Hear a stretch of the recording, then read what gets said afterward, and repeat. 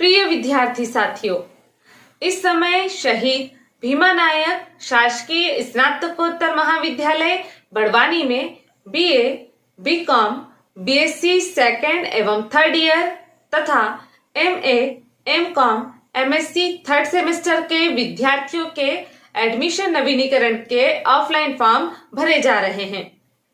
इस वीडियो में हम आपको बताने जा रहे हैं कि ऑफलाइन आवेदन फॉर्म किस तरह का है, इसमें क्या क्या एंट्री है, फॉर्म कैसे भरना है, क्या फोटो भी लगेगी। आप चैनल को सब्सक्राइब कर दीजिए तथा बेल आइकॉन भी पुश कर दीजिए। ऑफलाइन फॉर्म के बारे में जानकारी देने के लिए हमारे साथ हैं doctor Madhusudan Choubey sir. Sir, कृपया हमारे दर्शकों को जानकारी दीजिए। आप सभी को नमस्ते। जैसा कि आपको पता है, यह चैनल हर कदम पर आपका साथ देने के लिए बनाया गया है।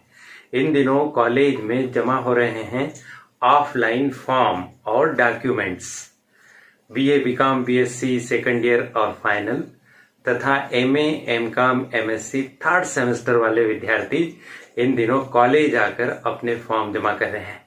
कुछ विद्यार्थियों ने हमसे संपर्क किया और जानना चाहा कि ऑफलाइन फॉर्म किस तरह का रहेगा और उसको कैसे भरेंगे।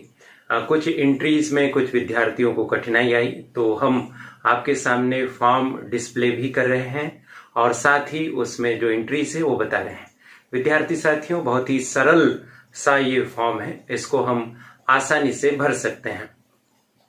एक बात और मैं आपको कहना चाहूंगा कि अगर इस वीडियो को BA, BCom, BSc first year के बच्चे और साथ ही साथ MA, MCom, MSc first semester के बच्चे भी देख रहे हैं, तो जब आपका ऑफलाइन फॉर्म और डॉक्यूमेंट्स जमा होंगे तो 99% यह संभावना है कि इसी फॉर्म का उपयोग आपको भी करना होगा।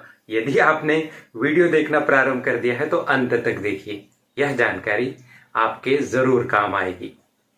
चलिए देखते हैं। तो इस फॉर्म में सबसे ऊपर लिखा हुआ है प्रवेश आवेदन फॉर्म, मूल्य ₹10। तो ये 10 रुपये कहाँ चुकाना है हमें? क्या ये फॉर्म हमें जहां से मिलेगा वहां हमें नकद 10 रुपये देना है क्या?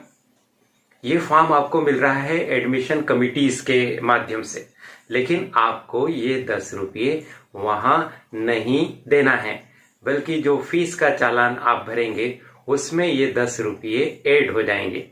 तो आपको यह फॉर्म बिना किसी शुल्क के प्रवेश समिति के पास से मिल जाएगा। ठीक है। उसके नीचे लिखा हुआ है सत्र और खाली स्थान। यहां से आपको फॉर्म भरना शुरू कर देना है। साथियों, सत्र में आप लिखेंगे 2021-22, 2021 और फिर डेस लगा देना और फिर लिखना 22। आगे बढ़ते हैं और नीचे चलते हैं तो कॉलेज का नाम लिखा हुआ है और कुछ जानकारियों के बाद जहां से आपको भरना है वहां लिखा है संवर्ग और लिखा है सही का निशान बॉक्स में लगाएं जो लागू हो। और नीचे बहुत सारे विकल्प दिए हुए हैं, बॉक्स नहीं है, बॉक्स जैसी कोई चीज वहां पर बनी हुई नहीं है, आप ढूंढिएगा मत। फिर कहां पर सही का निशान लगाएं? जो विकल्प आप पर लागू हो रहा है उसके ऊपर सही का निशान लगा दीजिए। जैसे आप यदि मान लीजिए सामान्य वर्ग के हैं तो जहां सामान्य शब्द लिखा है उसके ऊपर, सामान्य को मत काटिए, सामान्य शब्द के ऊपर नहीं, उसके ऊपर जो खाली स्थान है वहां आप निशान लगा दीजिए सामान्य का। अगर आप अनुसूचित जाति या अनुसूचित जनजाति या अन्य पिछड़ा वर्ग के विद्यार्थी हैं तो उस पर लगा दीजिए। यदि आप दिव्यांग विद्यार्थी भी हैं तो आप दिव्यांग विद्यार्थी पर भी टिक लगा दीजिए। यदि आप स्वतंत्रता संग्राम सेनानी के परिजन हैं तो वहां लगा दीजिए।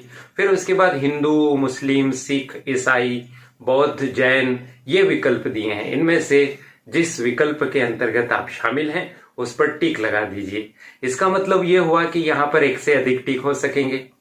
एक तो आपके वर्ग का निर्धारण करने वाला टिक अनिवार्य रूप से होगा, दूसरा आपका हिंदू, मुस्लिम, सिख, ईसाई, बौद्ध, जैन निर्धारित करने वाला टिक भी यहाँ पर हो सकता है आपका रहे, आप उस पर भी टिक लगाइए। और साथ ही साथ में यदि आप दिव्यांग हैं तो एक टिक और लग जाएगा, तो एक से अधिक टिक यहाँ पर लगेंगे, इसको देख लीजिएगा आप।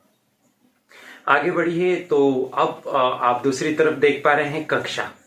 कक्षा कौन सी लिखना है? जिस कक्षा में अभी आप एडमिशन लेंगे। मान लीजिए आप बीए सेकंड ईयर में एडमिशन ले रहे हैं तो वहां लिख दीजिए बीए द्वितीय वर्ष या BA second year. Mobile number बच्चों बहुत ध्यान रखिए कि वही मोबाइल नंबर लिखिए जिसके माध्यम से आप तक पहुंच सुनिश्चित हो सके। कॉलेज को कई बार आपको बहुत महत्वपूर्ण सूचना देनी होती है। यदि आपने कोई ऐसा मोबाइल नंबर लिख दिया जो चलता नहीं है या आपके किसी परिजन का है जिसके माध्यम से आप तक शीघ्र पहुंचना संभव ना हो तो आपको क्षति हो सकती है। इसलिए मोबाइल नंबर आप वही लिखिए जिससे आप कनेक्टेड हैं। व्हाट्सएप नंबर यदि अलग है किसी और मोबाइल नंबर से, किसी और सिम से आप व्हाट्सएप नंबर चला रहे हैं तो उसको स्पष्टतः लिखिए, क्योंकि व्हाट्सएप के माध्यम से ग्रुप बनाए जाते हैं और उन ग्रुप्स में भी जरूरी बातें आपको बताई जाती है। ईमेल आईडी अनिवार्य है। ईमेल आईडी आप लिखिए और ये ईमेल आईडी आपकी यूनिक ईमेल आईडी होनी चाहिए। यूनिक ईमेल आईडी क्या होती है? यूनिक ईमेल आईडी से तात्पर्य है वह ईमेल आईडी जिसका उपयोग आप ही करते हैं। अब उसी ईमेल आईडी से आप गूगल मीट की क्लास ज्वाइन करते रहे, फेसबुक, व्हाट्सएप आदि चलाते हैं। उस ईमेल आईडी को यूनिक ईमेल आईडी कहते हैं, जिसका प्रयोग एक ही उपभोगकर्ता के द्वारा किया जाता है। तो वो लिखिए, आप किसी और की मत लिखिए, अपनी ही ईमेल आईडी लिखिए। उसके बाद एक बॉक्स बना हुआ है और उसमें लिखा है पासपोर्ट साइज की फोटो अनिवार्य रूप से लगा दीजिए और फोटो को स्वयं द्वारा प्रमाणित करना है। अब स्वयं द्वारा प्रमाणित करने का क्या मतलब है? उस पर आपको स्व प्रमाणित ऐसा लिख के अपनी हस्ताक्षर कर देना। हस्ताक्षर इस तरह से करना है कि उसका कुछ भाग फोटो पर रहे और कुछ भाग बाहर की तरफ कागज पर पहुंच जाए। ऐसा आप कर दीजिए। अब नीचे अपन और चलते हैं तो लिखा है गत परीक्षा का विवरण। अब यहां पर जो मैं समझ पाता हूं वह तो ये कि इस एडमिशन लेने के ठीक पहले आपने जो परीक्षा उत्तीर्ण की है उसका विवरण लिखना है, क्योंकि यहां गत परीक्षा लिखा हुआ है, गत परीक्षाओं नहीं लिखा है। ठीक उसके पहले की परीक्षा का विवरण आपको लिख देना चाहिए। उदाहरण के तौर पर यदि आप बीए फाइनल में एडमिशन ले रहे हैं तो बीए सेकंड ईयर के रिजल्ट का विवरण आप लिख दीजिए। इसी तरह से यदि आप बीएससी फाइनल, बीकॉम फाइनल में हैं तो उसके पहले की क्लास का विवरण लिखिए। ठीक बात है। अब कुछ कक्षाएं ऐसी हो सकती है, विशेषकर जानकारी में आया है कि बीए फर्स्ट ईयर का रिजल्ट अभी तक नहीं आया है। ऐसी दशा में आपके पास रिजल्ट नहीं होगा तो कोई बात नहीं, जितनी जानकारी आपके पास है वो लिख दीजिए। जैसे सबसे पहले वर्ष में क्या लिखेंगे अपन? वर्ष में लिखेंगे 2020-21। 20 के बाद डेज लगाइए और 21 लिखिए, 2020-21। अब उसके बाद लिखा है सेमेस्टर, तो यहां पर तो भैया जरूरी नहीं कि आपकी सेमेस्टर की परीक्षा हो। अगर मान लो आपने वार्षिक परीक्षा दी है तो यहां पर वर्ष वाला मामला आएगा ना। तो आपके पास का फॉर्म देख लीजिए कि आपके पास वहां पर वर्ष लिखा हुआ है या सेमेस्टर लिखा हुआ है। सेमेस्टर तो चलता नहीं है बीए बीकॉम बीएससी में। हाँ, एमए एमकॉम एमएससी में चलता है, बीबीए में चलता है। जहां सेमेस्टर चलता है वहां सेमेस्टर का उल्लेख कर दीजिए, वरना आप वर्ष का उल्लेख कर दीजिए। कैसे? वर्ष 2020-21 और आगे आप लिखिए बीए प्रथम वर्ष। अगर मान लीजिए अभी सेकंड ईयर में एडमिशन ले रहे हैं तो, क्योंकि गत परीक्षा बीए प्रथम वर्ष हुई है आपकी। आगे बढ़ेंगे अनुक्रमांक। अनुक्रमांक का अंग्रेजी में मतलब होता है रोल नंबर। जो गत वर्ष की परीक्षा में आपके रोल नंबर थे वो लिख दीजिए। प्राप्तांक, रिजल्ट आ गया है तो आप प्राप्तांक लिख दीजिए। और पूर्णांक, प्राप्तांक का मतलब होता है जो हमें परीक्षा में कुल अंक प्राप्त हुए। मान लीजिए हमें 240 अंक प्राप्त हुए तो 240 लिख दीजिए। पूर्णांक का मतलब हम सब समझते ही हैं, एक बार पुनः बोल भी देता हूं। जितने अंकों की परीक्षा होती है उसको पूर्णांक कहते हैं। जैसे 4 पेपर है 100-100 नंबर के, मान लीजिए तो 400 अंकों पूर्णांक के तौर पर होंगे। 400 अंकों की परीक्षा होगी तो 240 अंक अगर आपको 400 में से मिले तो प्राप्तांक में 240 और पूर्णांक में 400। अब उसके बाद प्रतिशत निकालना पड़ेगा आपको। प्रतिशत यदि आप निकाल लेते हैं आसानी से तो बहुत अच्छी बात है, वरना कैलकुलेटर का उपयोग कर लीजिए। प्रतिशत निकालने की सबसे सरल विधि यह होती है कि जो प्राप्तांक है उसमें 100 का गुणा कर दीजिए और पूर्णांक का भाग दे दीजिए। अगर हम 240 अंक लाए हैं 400 में से तो इसका प्रतिशत निकालेंगे तो 60% होगा। इस तरह से प्रतिशत निकालकर आप लिख दीजिए। बस इतना ही विवरण लिखना है आपको। नीचे 3 कॉलम बनाए हैं, बट एक ही कॉलम में आ जाएगा ना, गत वर्ष की परीक्षा का विवरण है तो। उसके बाद नीचे चलते हैं पर उत्तीर्ण कक्षाओं की अंक सूची की प्रमाणित छाया प्रति अनिवार्यता संलग्न हो। तो जो कक्षा आपने उत्तीर्ण की है उसकी छाया प्रति लगा दीजिए। यह भी हो सकता है कि कोई एडमिशन कमेटी या प्रवेश समिति आपको ये कह सकती है, अगर आप फाइनल ईयर में एडमिशन लेने जा रहे हैं तो आपको कह सकती है कि भाई आप फर्स्ट ईयर और सेकंड ईयर दोनों की मार्कशीट लगा दीजिए। तो आप अपने साथ लेकर जाइए फोटोकॉपी का एक सेट, ताकि वहां आवश्यकता पड़ने पर आप उसे लगा सकें। तो अनिवार्यता लगाइए। प्रमाणित छाया प्रति यहां पर लिखा हुआ है, अगर इसको हम स्व प्रमाणित ही समझें तो आप उस पर स्व प्रमाणित शब्द लिखकर अपने हस्ताक्षर कर दीजिए और फॉर्म के साथ उसे लगा दीजिए। आगे बढ़ते हैं।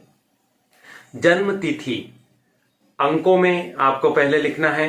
तो दिनांक के सामने मान लीजिए कि आपका यदि जन्म 10 जनवरी 2000 को हुआ है तो आप लिखेंगे दिनांक में 10, माह में जनवरी 01 और वर्ष में आप लिख देंगे 2000। इस तरह से लिख दीजिए। उसके ठीक बाद है रक्त समूह। रक्त समूह की जांच आप अवश्य करवा लीजिए। आपको पता ही होना चाहिए रक्त समूह, क्योंकि कभी भी आपात स्थिति निर्मित हो सकती है। और यदि आपको आपका रक्त समूह पता होगा तो आप किसी की सहायता कर सकेंगे, या आपको आवश्यकता पड़ने पर किसी की सहायता तुरंत मिल सकेगी। तो अपने को पता ही है कि ए बी ओ ऐसे रक्त समूह होते हैं, पॉजिटिव नेगेटिव। तो जो भी आपका रक्त समूह है वो स्पष्टता के साथ लिख दीजिए। यदि आपको नहीं पता है तो आप पता कर लेंगे तो ज्यादा बेहतर होगा। फिर शब्दों में जन्मतिथि लिखना है। ये शब्दों में जो लिखा हुआ है यहाँ जन्मतिथि के लिए लिखा हुआ है, तो आप लिख दीजिए उसमें। मान लीजिए 5 जनवरी को हुआ है तो 5 जनवरी 2000 ऐसा आप लिख दीजिए। आवेदक का पूरा नाम अगली एंट्री है, हिंदी में लिखिए, सुवाच्य अक्षरों में लिखिए। आवेदक का पूरा नाम अंग्रेजी में वो कैपिटल लेटर्स में अपने को लिखना है, तो कैपिटल लेटर्स में आप उसे लिख दीजिए। पिता का पूरा नाम एवं व्यवसाय, पहले नाम लिखिए और फिर बाद में व्यवसाय लिखिए। व्यवसाय कृषि भी हो सकता है, व्यापार हो सकता है, नौकरी हो सकता है, दाढ़की हो सकता है, मजदूरी हो सकता है। जो भी व्यवसाय पिताजी करते हैं उसको गर्व के साथ उनके प्रति सम्मान का भाव रखते हुए लिखिए, क्योंकि उनके मेहनत के पसीने से हमारी पढ़ाई और हमारे जीवन तमाम गतिविधियां चल रही हैं। माता का पूरा नाम आप लिखिए, और माता का पूरा नाम लिखते हुए आप सीधे नाम पर ना कर आप श्रीमती शब्द का प्रयोग कीजिए। और याद रखिए श्रीमती में त में बड़ी की मात्रा आती है, ध्यान रखिए। इसी तरह से पिता का नाम लिखते समय भी पहले श्री लिखिए। फिर स्थायी पूर्ण पता, आप जहां के रहने वाले यानी किसी गांव, शहर, कस्बे के आप रहने वाले हैं और बड़वानी में पढ़ने आए हैं, तो जहां पर आप रहते हैं, जहां पर आपके माता पिता और परिवारजन रहते हैं, जो आपका स्थायी निवास है, वहां का आपको पूरा पता देना चाहिए। यहाँ पर स्पष्टता के साथ लिखना होगा। स्थानीय पूर्ण पता, आप बड़वानी में पढ़ेंगे, बाहर से आए हैं तो कहीं आप रूम लेकर रह रहे हैं तो उसका आप पता लिख दीजिए। और यदि आपका स्थायी पता और स्थानीय पता एक जैसा है तो आप स्थानीय पते में लिख सकते हैं उपरोक्तानुसार, या स्थायी पते में जो जानकारी दी उसको वैसा का वैसा उतार भी सकते हैं। आगे बढ़ते हैं। अंतिम संस्था का नाम जहां अध्ययन किया। यदि आप इसी कॉलेज में थे तो आप अंतिम संस्था यानी फर्स्ट ईयर में आपने कहाँ पढ़ा, सेकंड ईयर में एडमिशन लेने आए मान लो, तो फर्स्ट ईयर में आप इसी कॉलेज में थे तो कॉलेज का नाम लिख दीजिए। कॉलेज का नाम सही सही लिखिए। ऊपर फॉर्म पर ही कॉलेज का नाम लिखा हुआ है, उसको देखते हुए अच्छे से लिखिए। यदि आप किसी और कॉलेज से आए हैं और यदि यहाँ आपको एडमिशन मिल रहा है तो आप उसका उल्लेख कीजिए। फर्स्ट ईयर वाले विद्यार्थी जब इसको भरेंगे तो यहाँ पर अंतिम संस्था के नाम में वो अपनी स्कूल का नाम लिखेंगे। इसी तरह से एमए, एमकॉम, एमएससी के जो बच्चे इस फॉर्म को भर रहे हैं, मान लीजिए कोई शासकीय महाविद्यालय निवाली में पढ़ा है तो वो उसमें लिखेगा। अगर फर्स्ट सेमेस्टर का बच्चा है तो अभी फर्स्ट सेमेस्टर में आया है तो वो वहां का लिखेगा। और थर्ड सेमेस्टर में यदि आप एडमिशन ले रहे हैं तो बहुत स्वाभाविक है कि आप इसी कॉलेज के विद्यार्थी हैं तो कॉलेज का नाम आप लिख दीजिए। अगला 8वां और अंतिम पॉइंट है, क्या अध्ययन में अंतराल रहा। अंतराल का मतलब होता है गैप। क्या आप निरंतर पढ़ रहे हैं या गैप रहा है? यदि गैप रहा है तो कौन से साल में गैप रहा है? अब इसमें ना तुरंत पहले वाली गैप की बात करें, जैसे अगर आप 20-21 में पढ़ते थे और अब 21-22 में एडमिशन लेने आए तो अब गैप का उल्लेख यहाँ पर करने की जरूरत नहीं। अगर 15-16 में कोई गैप रहा भी है, आप कंटिन्यू पढ़ रहे हैं, फर्स्ट ईयर के बाद सेकंड ईयर में कंटिन्यू आ गए, तो आप लिख दीजिए निरंक, गैप नहीं रहा, निरंक मतलब नहीं।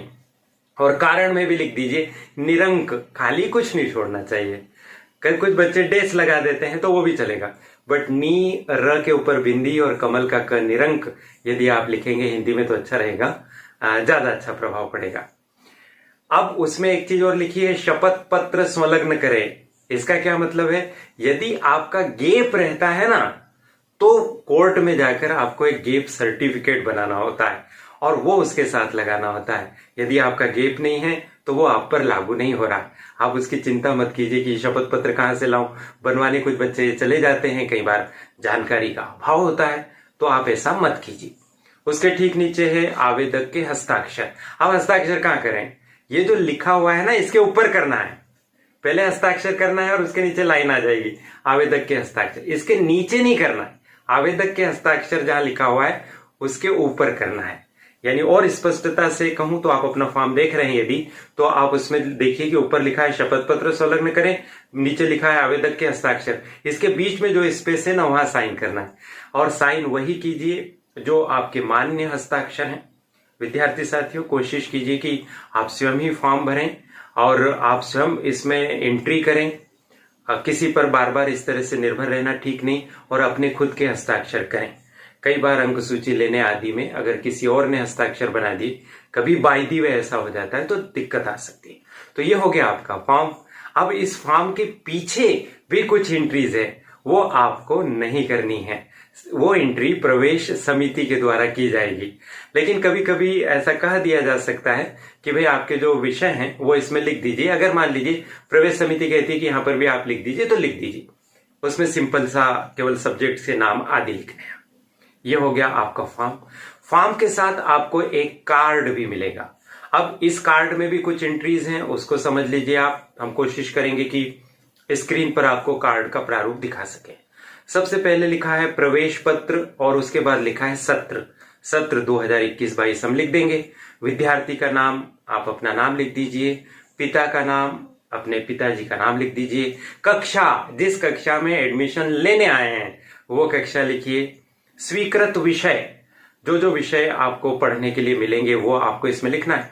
मान लीजिए आप बीएस सेकंड ईयर के विद्यार्थी हैं और आपके विषय हैं इतिहास, राजनीति विज्ञान, भूगोल और आधार पाठ्यक्रम, तो आप नंबर 1 पर जो भी मन का आपका विषय हो, इतिहास, नंबर 2 पे राजनीति विज्ञान, नंबर 3 पर भूगोल और नंबर 4 पर आधार पाठ्यक्रम लिख दीजिए। आधार पाठ्यक्रम लिखने मात्र से उसमें जो 3 विषय हैं फाइनल ईयर में, हिंदी, अंग्रेजी और कंप्यूटर अवेयरनेस वाले, उसका मतलब वो निकल जाएगा केवल आधार पाठ्यक्रम लिखने से। यदि आप एमए 3rd सेमेस्टर मान लीजिए इतिहास के विद्यार्थी हैं तो इतिहास विभाग के बाहर 4 विषय लिखे हुए हैं, वहां से देखकर लिख लीजिए। अन्य विषय के विद्यार्थी हैं तो आपको वहां पर सूचना मिली जाएगी। कभी कभी ऐसा भी हो जाता है कि स्वीकृत विषय में लिख दिया जाता है कि सभी प्रचलित विषय, तो जैसा आपको निर्देश मिले प्रवेश समिति के माध्यम से वैसा लिख दीजिए।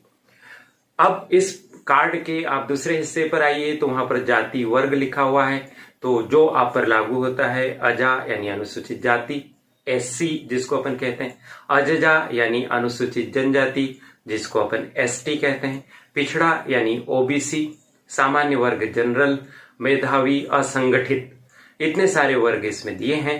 तो जो वर्ग आप पर लागू होते हैं वो लगा दीजिए। ये भी हो सकता है कि इसमें से भी एक से अधिक वर्ग आप पर लागू हों, जैसे मान लीजिए आप अनुसूचित जाति के विद्यार्थी हैं और मेधावी योजना के अंतर्गत भी आते हैं। एक अपने को पता है कि 75% से अधिक अंक लाने पर मेधावी विद्यार्थी की श्रेणी में आते हैं। यही पहले व्यवस्था थी, अगर कोई संशोधन हुआ होगा तो हम आपको जानकारी देंगे। तो आप अनुसूचित जाति पर भी टिक लगा देंगे और मेधावी पर भी टिक लगा देंगे अगर दोनों में आते हैं तो, वरना एक में आते हैं तो एक पर लगाइए, किसी एक में तो आएंगे ही स्वाभाविक तौर पर। फिर आगे लिखा हुआ है प्रथम किश्त, द्वितीय किश्त, ये फीस की बात हो रही है। ये प्रवेश समिति के संयोजक के द्वारा लिखा जाएगा, आपको नहीं लिखना है। कुछ विषय ऐसे हैं जिनकी फीस बहुत कम है, उसमें किश्त नहीं बनती है, तो जितना आप पर शेष राशि होगी उतना इस पर लिख दिया जाएगा प्रथम किस्त वाले आंकड़े में। बस उतनी ही फीस रहेगी, बाद में आपको इसकी फीस नहीं देनी। लेकिन कुछ कोर्स, जैसे हमने कल एक वीडियो बनाकर आपको बताया था कि किस कोर्स में कितनी फीस लगती है, नहीं देखा है तो देख लीजिए अगर आप जानना चाहते हैं फीस के बारे में। तो उसमें हमने ये भी बताया कि प्रथम किस्त कितनी लग रही, द्वितीय किस्त कितनी लग रही, तो वहां पर किस्त लागू होगी। विद्यार्थी के द्वारा शुल्क ऑनलाइन जमा कराया जाएगा। ये देखो, पहले ऐसी व्यवस्था थी, आप ऑनलाइन शुल्क एक बार जमा करवा चुके हैं, ठीक है। अब आपकी जो शेष राशि बची है ना, वो ऑफलाइन जमा होगी। मैं उदाहरण सहित समझाता हूं। मान लीजिए आपके कोर्स की कुल फीस 661 रुपया है, 500 रुपया आप भर चुके हैं ऑनलाइन फॉर्म का नवीनीकरण करवाते समय, तो 500 रुपया वो कट जाएगा। अब आपको 161 रुपये भरना है। क्या यह भी ऑनलाइन भरा जाएगा? पहले इस तरह की बात थी कि बैंक के प्रतिनिधि महाविद्यालय में ही बैठेंगे और वहां पर फीस जमा होगी। लेकिन अब आज मुझे जानकारी मिली विद्यार्थियों के माध्यम से, मैंने पता किया तो यह पता चला कि नहीं, कॉलेज में चालान मिल रहे हैं आपको, चालान कॉलेज में लेंगे और फिर आप बैंक में जाकर शुल्क वहां पर जमा करेंगे। तो ये ऑफलाइन शुल्क जमा होगा, ऑनलाइन नहीं। इस पर ऑनलाइन लिखा हुआ है, उसको आप ऑफलाइन समझ लीजिए। फिर उस पर लिखा है शुल्क रसीद की एक प्रति समिति को अनिवार्यतः जमा करें, अन्यथा प्रवेश मान्य नहीं किया जाएगा। इसका मतलब ये हुआ कि जब आप बैंक जाएंगे, चालान जमा करेंगे, तो चालान की 2 कॉपी आपको मिलेगी। उसमें से एक कॉपी आप अपने पास रखेंगे और एक दूसरी जो कॉपी होगी वह एडमिशन करने वाली कमेटी को आप प्रदान करेंगे। ये हो गया। अब इस कार्ड पर 2 जगह हस्ताक्षर संयोजक प्रवेश समिति लिखा हुआ है, तो जो एडमिशन करने के लिए गुरुजन बैठे हुए हैं वो इस पर दोनों तरफ हस्ताक्षर करके आपको कार्ड दे देंगे।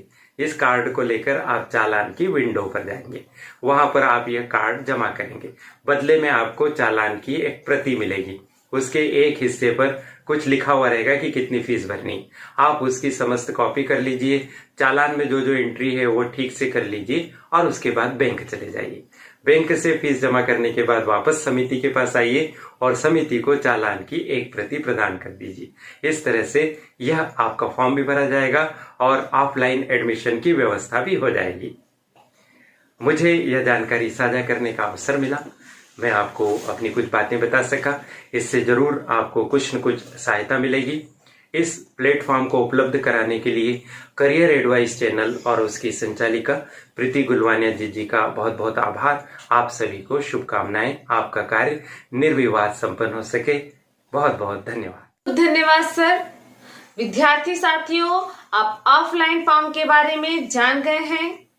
यदि आपको यह वीडियो उपयोगी लगा है तो अपने साथियों के साथ इसे शेयर कीजिए ताकि हमारे प्रयास से अधिकतम युवा लाभ प्राप्त कर सकें। उच्च शिक्षा और करियर से संबंधित ऐसी ही जानकारी वाले उपयोगी वीडियोस प्रतिदिन प्राप्त करने के लिए आप चैनल को सब्सक्राइब कर दीजिए, बेल आइकॉन भी पुश कर दीजिए। बेहतर कल के लिए आज ही जुड़िए इस YouTube चैनल से। हमारी मेहनत बनेगी आपकी सफलता का आधार। Best of luck.